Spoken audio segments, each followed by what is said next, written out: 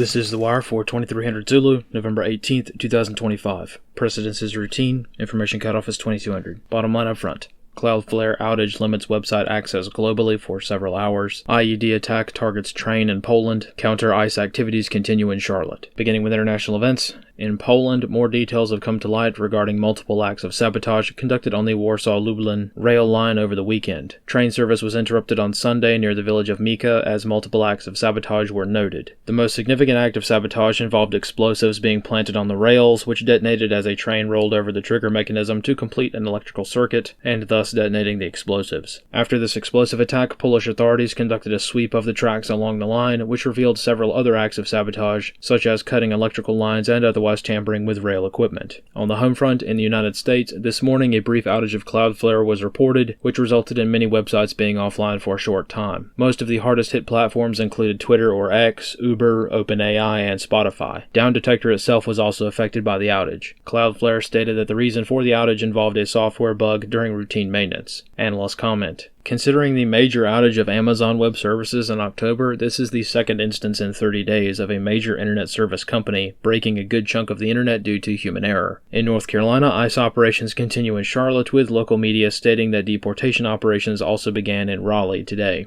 Analysts comment. Resistance to the deportation of violent criminals has been high from all levels of society in Charlotte. Local media groups have been openly teaching illegals how to evade ICE and have been providing legal advice on interacting with ICE agents. Local churches have also been allowing their spaces to be used for seminars on how to evade ICE detention. Several U.S. citizens have been arrested for interfering with ICE operations, including one transgender individual who attacked an ICE convoy yesterday. Analyst comments for this wire. Regarding the derailing attacks in Poland, Polish government officials have laid blame on Russia, as expected.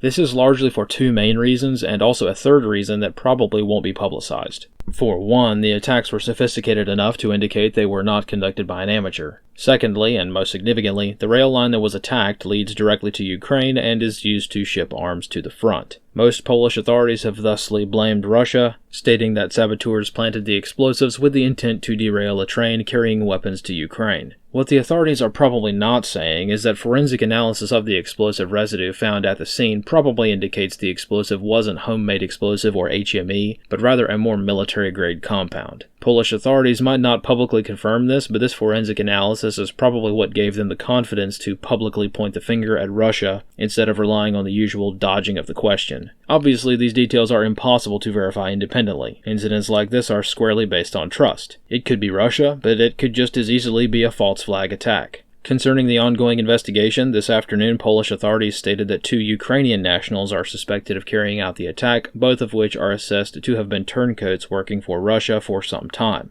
As with all things that take place at present regarding this war, truth is rare and deception is plentiful, so discerning what really happened will probably not be possible for a while. Either way, the result is the same, tensions remaining high as the war drags on. This concludes The Wire for 2300 Zulu, November 18th, 2025.